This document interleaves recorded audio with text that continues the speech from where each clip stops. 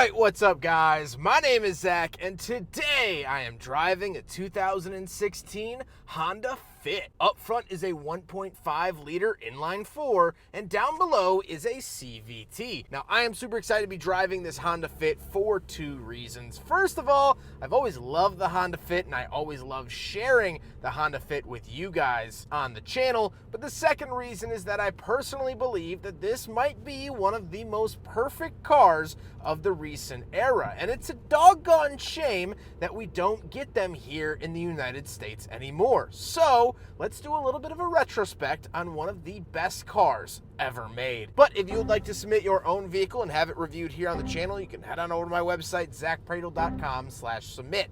It's a quick and easy submission form. It takes under a minute to fill out, and I come out to you. But let's get back to that 1.5 liter inline 4. Well, that is the start to the keys of success that the Fit exhibits. It's a small but mighty engine offering high 30s, low 40s for miles per gallon because it's just a little guy plucking along doing his job. It's not anything fancy. If you try to race someone, you're not going to win, but that wasn't really the key demographic or key reasoning behind the Honda Fit. Although there is a Honda Fit racing series, and we'll talk about that a little bit later on. It's not the intended purpose, so don't try to race your neighbor. It'll just be embarrassing. Like I said, paired to it is a CVT. Now, Zach, how can a car be perfect even though it has a CVT? Well, this is the one thing I would change. They did offer a manual transmission Honda Fit throughout its entire lifespan, so I would choose that transmission. It is a lot better, but honestly, the CVT isn't giving me any issues. It's shifting, it's doing the job, it's not getting in the way, and that is the biggest thing. Last but not least about the drivetrain of the Honda Fit, it is front-wheel drive. How does it feel to drive the Honda Fit? Well, pretty uneventful actually. It drives fine, it handles fine, not very quick.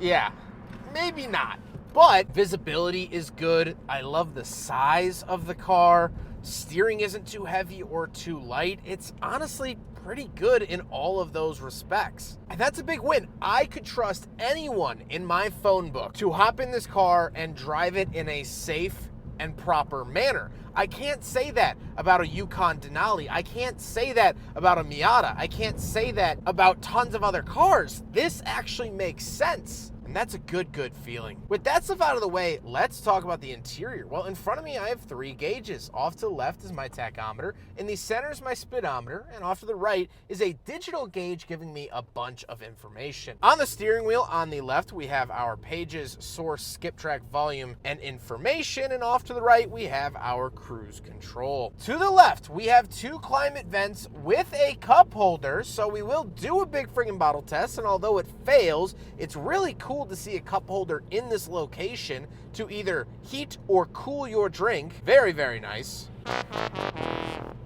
Then we have the Econ button and traction control off down below, latch to get in and out, power mirrors, power locks, and power windows. Moving into the center, we have 2 climate control vents and the infotainment system. This was shared with the Honda Civic of the same era and a lot of other vehicles. It's fine, it's doing the job. It doesn't really hold up here now, 9 years later, but it's an outdated system, so you can't really judge it too harshly. Then we have our temperature, fan speed, and where to send it for the climate down below that, as well as our AC and rear defrost. USB, HDMI, and 12-volt outlets. 2 more cup holders that also fail the big friggin' bottle test. And the shifter. The shifter's fine. It does the job, and I don't have any complaints about it. Then we have some cubby space and the parking brake with the center console and the seats. The seats are manual. They are very, very basic as you can come. However, I fit in here pretty well. I'm 5'11", not a small guy, and I fit up here. I could drive the car properly, and these seats hold me within the confines of the vehicle, which is all I really actually need them to do. However, speaking of seats, we do have back seats, so let's go do a back seat review. All right, so I'm sitting in the back of the Honda Fit from 2016, and I can sit like this and not touch anything around me. This wasn't the case back in the 1980s with the Yugo or a Golf or things like that. This is an economy car that I can sit and not touch anything in the back seat. Is this thing on? Is it on? That's great. I can fit back here as a 5'11", not small guy, and I don't have to touch anything. That's pretty nice. I gotta say, that is pretty nice.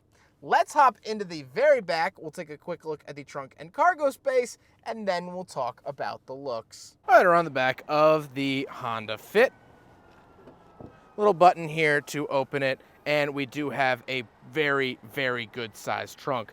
This has fantastic rear space. Now you can put the second row or the back row of seats down and it gives you even more space, but I can't even begin to tell you how many things I have hauled in the back of friends' Honda Fits. And you would think, oh, this is a little guy. It's barely going across one single parking space. Well, you would be dead flippin' wrong. It is not small. It is bigger on the inside, like that crazy English man in the telephone box says.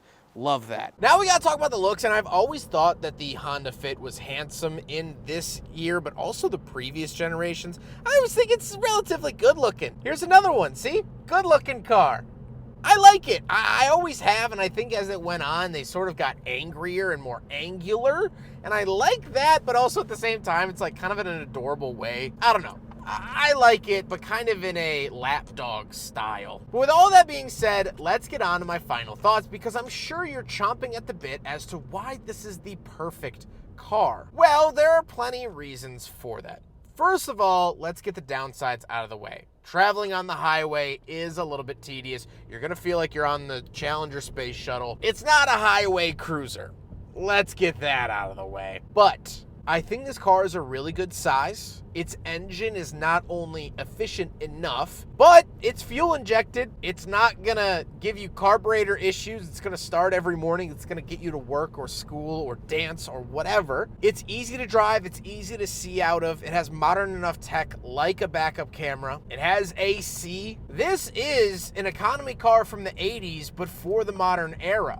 They were incredibly affordable, and it was all the car that you really, really needed. As soon as you step up to the Honda Civic, you're almost in the territory of like, well, do I need all this space? And you don't always necessarily need it. This is an essential car. And now Honda has gotten rid of it. I believe they're canceling it if it's not already canceled overseas, but they canceled it here after 2020. See, look at this. This is one of my favorite colors of the second gen Honda Fit. Absolutely love that color. Someone else has the bright idea of buying the perfect automobile. Chevy Spark trying to be a Honda Fit, but not as reliable. Civic next to a Toyota Matrix, another near perfect car because of its size, it's reliable, and things like that. So those two right there, fantastic picks. Civic, CR-V, so just a lifted Civic, Jeep, and a newer gen CR-V, and the older, more proper generation of CR-V. Again, my point being, Honda is a great company that makes great cars. So you're buying it from a reputable, reliable company. And it's just, it's everything you need and nothing that you don't. And as I mentioned, there is a spec racing series because these cars were really over-engineered from the factory. They were stitch welded together, meaning every panel isn't just bolted together. They also weld it in certain spots to give it extra structural rigidity. This is the same kind of methods that you see in race cars. Honda did for the Fit from the factory so your mom could take it to the pop-in shop. So these actually make great race cars. You strip the weight out of them with the manual transmission, and you're gonna have a hoot and a half. And you could fit a lot of stuff in the back, a lot more stuff than you think. I always tell this story, but we fit 3 Mazda rotary engines in the trunk of 1 Honda Fit. I could keep going on and on about all of the fantastic parts that make this Honda Fit the perfect modern vehicle. But I don't want to bore you with a 36-minute video where I'm exhausted and dry heaving by the end of it because I talk so quickly, so swiftly, and so handsomely. So we'll cap the video there. This car is perfect, and I really shouldn't need to say more, although I do love talking about it. I hope you guys enjoyed the video. Huge thank you to Matthew for letting me borrow his Honda Fit for today's video. He has been absolutely wonderful to work with. I've reviewed 2 of his other vehicles here today, and this was just the 3rd to cap off a wonderful filming experience. But I hope you guys enjoyed the video. Don't forget to rate the video, comment on the video, and subscribe if you really liked it. Take care, guys.